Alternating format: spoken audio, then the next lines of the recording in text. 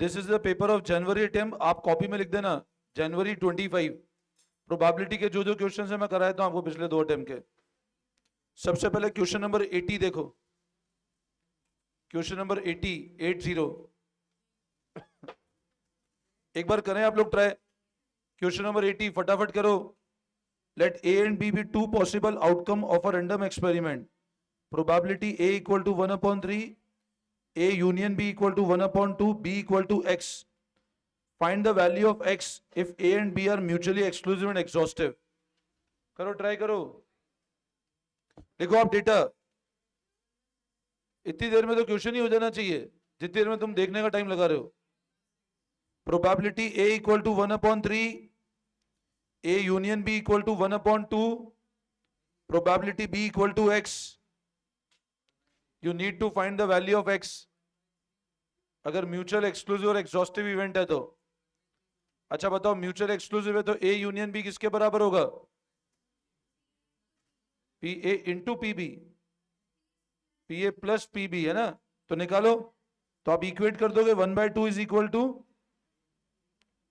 1/3 plus x. Intersection तो exist ही नहीं करेगा ना, तो एक्स क्या हो जाएगा?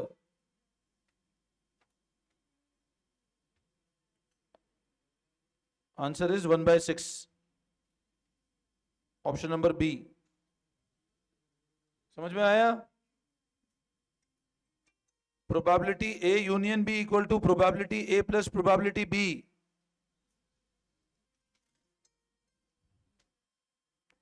85th क्वेश्चन करो ट्राई एक बार।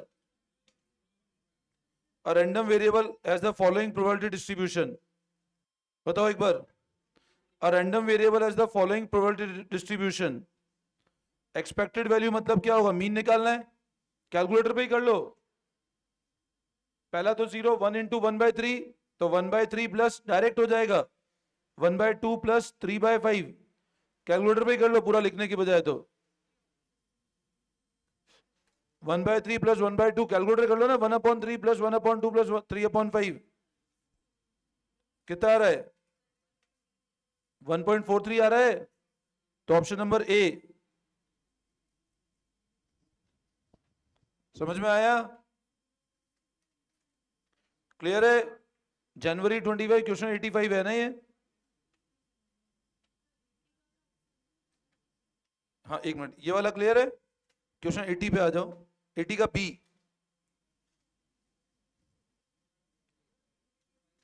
अच्छा ये वाला बताओ, 89, 89 और 88 दोनों का आंसर बताओगे मेरे को आप। अपन सैंपलिंग भी पढ़ रहे हैं, 89 88 दोनों का आंसर बताओ। 88 सैंपलिंग का और 89 प्रोबेबिलिटी का है, दोनों का आंसर बताओ फटाफट।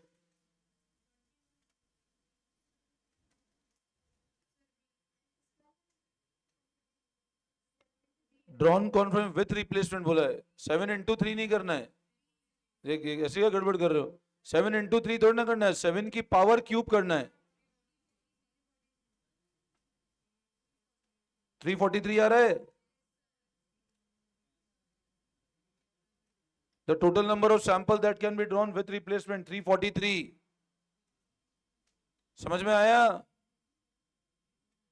कोई डाउट? अच्छा 89 का बताओ।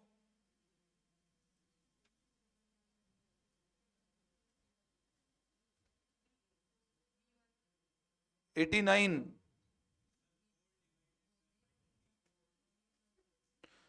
89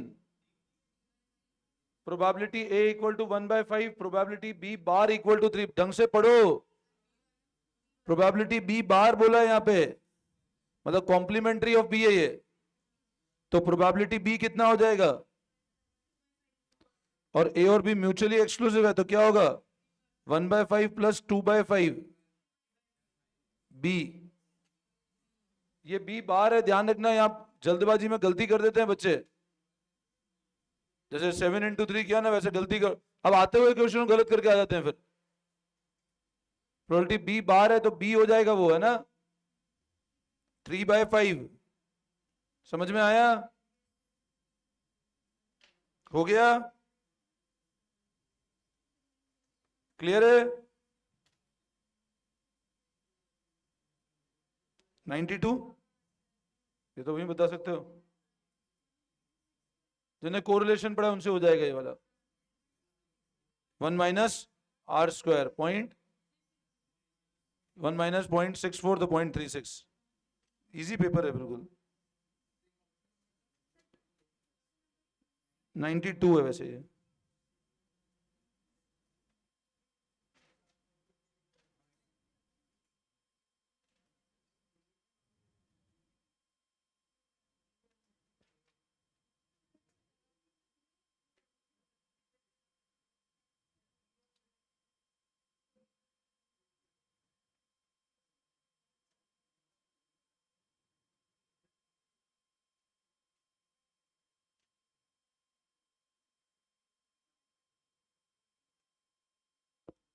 अच्छा मेरे को 78 का आंसर बताओ, सीटी डिस्पर्सन सबने पढ़ा हुआ है ना? 78 का आंसर बताओ। The standard division of data 2, 4, 5, 6, 8, 17 is 23.33. Then standard deviation of 4, 8, 10, 12, 16, 34. Calculate कर लेंगे अपन, सिग्मा x माइनस एक्स बार वैसे करेंगे क्या? आप चाहो तो ऐसे भी कर सकते हो, कैलकुलेशन करो पूरा, बट वो जरूरत है क्या? यहां सारी वैल्यू 2 का मल्टीप्लाई 2, 4 मल्टीप्लाई 2, 5 मल्टीप्लाई 2, तो एसडीबी क्या हो जाएगा? 46.66। अब ये आपको आता होगा ना, तो देखो कम से कम अभी 4-5 क्वेश्चन तो हार्डली 3 से 4 मिनट क्वेश्चन है वो।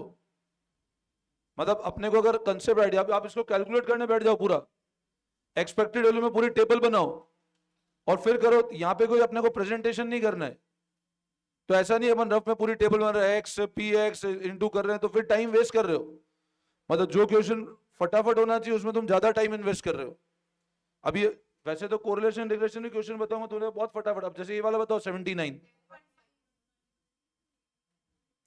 First quartile, third quartile, inter quartile range मतलब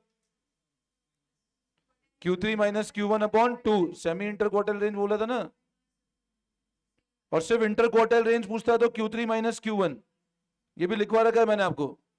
सिर्फ इंटर क्वार्टाइल रेंज पूछता है तो Q3 minus Q1, semi inter मतलब क्वार्टाइल डेविएशन। इजी है ना? हो गया। 79 का 57.5 माइनस 36.5 अपॉन 2, 10.5। अच्छा 77 बताओ। तो नालायक बच्चे इसमें फेल हो जाते ऐसे पेपर में। फिर क्या बेस्ट मेजर सेंट्रल टेंडेंसी का? मीन। हाँ कौन सा वाला? बी,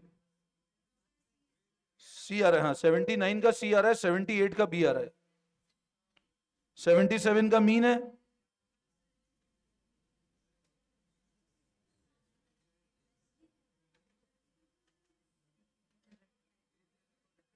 अच्छा ये वाला बताओ मेरे को, 76, if the mode of following data is 13, mode 13 given है हमको, आपको क्वेश्चन बोल रहा है मोड 13 है, ठीक है। Then value of x in the data is 13, 8, 6, 3, 8, 13, 2x, 13, 3, 5, 7। देखो 13 मोड है, एक बार आ रहा है, 2 बार आ रहा है, 3 बार आ रहा है। और कौन सा है? और कोई वैल्यू आ रही है क्या? 8 भी 3 बार आ रहा है।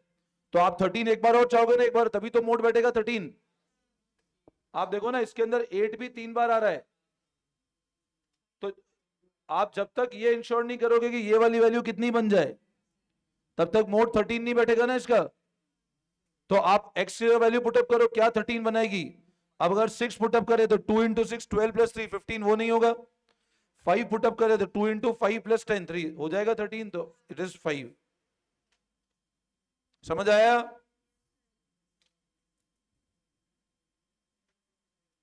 ये भी करा हुआ है अपन ने, हार्मोनिक मीन ऑफ 2, 4, 6 कैलकुलेट आया कर सकते। 3 1/2 प्लस 1/4 प्लस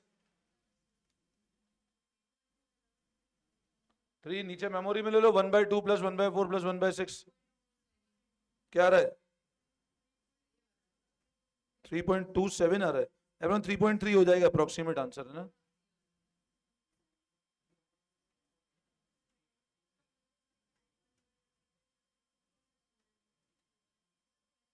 अच्छा 72 बताओ, तो क्या ही पेपर है भगवान, इतना इजी पेपर। अभी वाला क्वेश्चन नंबर था 75। ये प्रोबेबिलिटी नहीं, हार्मोनिक मीन का है ना ये। अगला बताओ 72 का बताओ। Mean 30, SD2, coefficient of variation SD upon mean into 100, 6 point.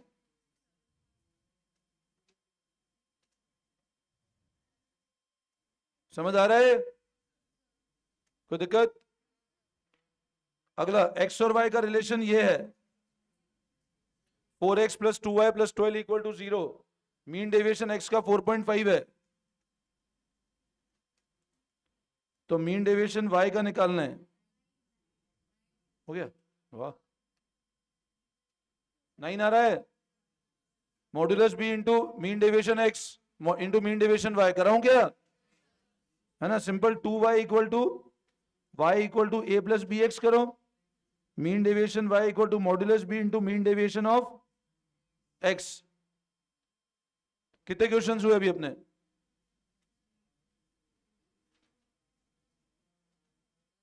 10, 10-12 कितने, मतलब अब देखो ये तो एग्जाम में करो ऐसे क्वेश्चन, 10 क्वेश्चन अगर ऐसे भी अपन माने तो 10 क्वेश्चन हार्डली 5 मिनट्स में हो जाते हैं वाले सारे, ठीक है ना। और 10, मतलब जो बच्चे सोचते हैं मैथ स्टेट एलआर में, अभी मैंने सिर्फ 10 क्वेश्चन कराए, टीवीएम के 15 क्वेश्चन सलंग बिल्कुल सही करवा दूंगा मैं आपको, इतना प्रॉपर करा दूंगा। 25 नंबर तो अपने, मतलब अभी भी और क्वेश्चन ऐसे बहुत इजी क्वेश्चन है, मैं आपको बताता हूँ। और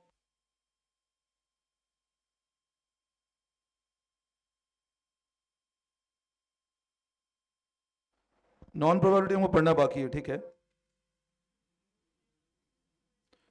ये बाकी है पढ़ना।